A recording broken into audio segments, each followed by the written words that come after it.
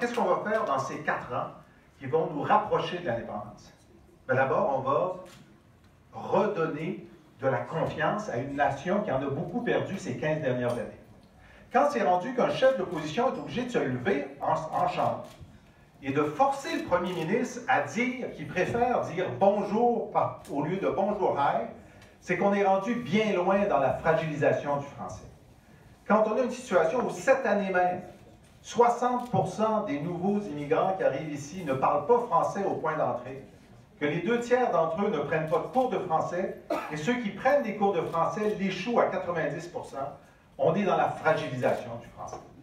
Alors nous, on dit, dans les 101 jours du gouvernement du Parti québécois, il y aura la loi 202.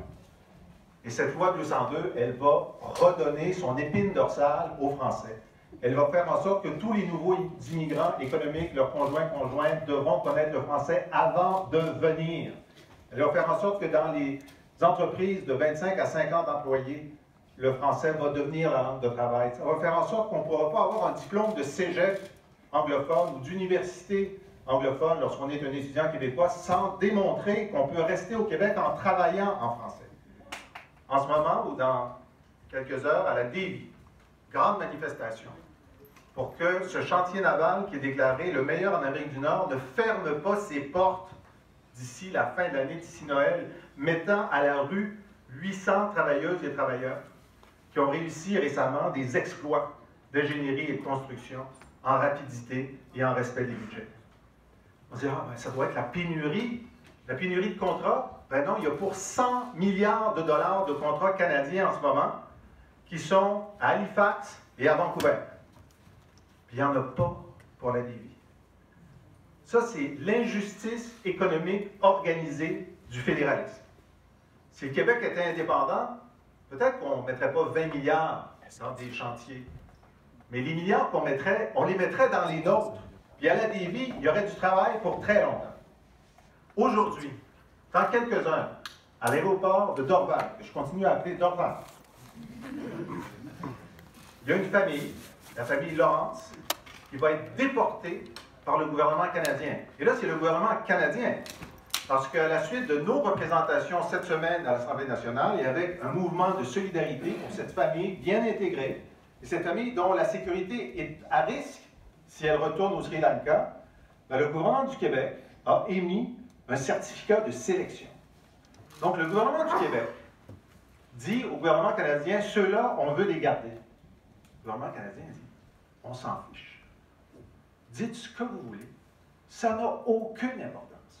Vous n'avez aucune influence. Même dans un cas humanitaire qui est très facile à comprendre. Même pour une famille qui habite la circonscription de Justin Trudeau. Tu sais, tu peux penser qu'il y a juste un de ces éléments-là serait suffisant pour permettre à cette famille de rester. Pensez-vous qu'un Québec indépendant qui aurait donné ce certificat de sélection, la question s'est réglée immédiatement. Alors, là, le fédéral a décidé que le 1er juillet 2018, la marijuana serait décriminalisée, légale, vendue, commercialisée. Un calendrier qui nous est imposé, une méthode qui nous est imposée, un choix qui nous est imposé. On aurait pu le faire, ce choix-là, à notre rythme, à un moment de notre choix. Mais là, c'est imposé.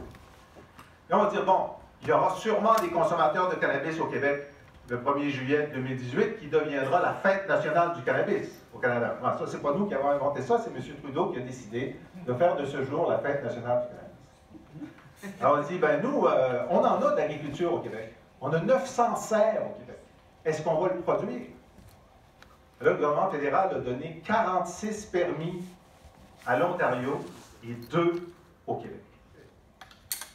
Est-ce que vous pensez que dans un Québec indépendant, on déciderait qu'une production aussi intéressante et pour lequel il semble y avoir un marché local assez fort serait importée, évidemment? Alors écoutez, on nous dit, vous avez reporté le référendum. Oui. Pourquoi?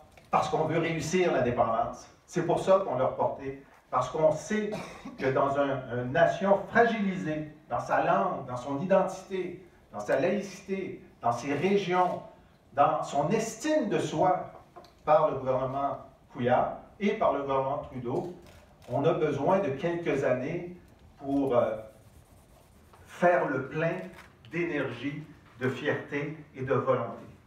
Et c'est ça qu'on va faire de 2018 à 2022. Et en tant que mouvement indépendantiste, on va préparer l'offre indépendantiste de l'élection 2020. Qu'est-ce que ça serait les 5 premières années d'une vraie stratégie maritime si on contrôlait vraiment pêche et océan, si on contrôlait vraiment nos quais? Qu'est-ce que ce serait les 5 premières années d'un Québec indépendant dans la santé si on contrôlait l'ensemble de Santé Canada? Qu'est-ce que ce serait les 5 premières années de la politique étrangère de Québec souverain en culture? Si ce n'était pas Mélanie Joly qui négociait en notre nom, ça ressemblerait à quoi? Et cette offre indépendantiste, on va la présenter à l'élection 2022, pas de biais, pas de côté, pas sur la défensive, de front. On va dire, c'est ça l'enjeu de l'élection. On en a des arguments, on va vous les donner. Donnez-nous le mandat de réaliser l'indépendance dans les 4 ans qui viennent, de tenir un référendum gagnant dans les années qui viennent.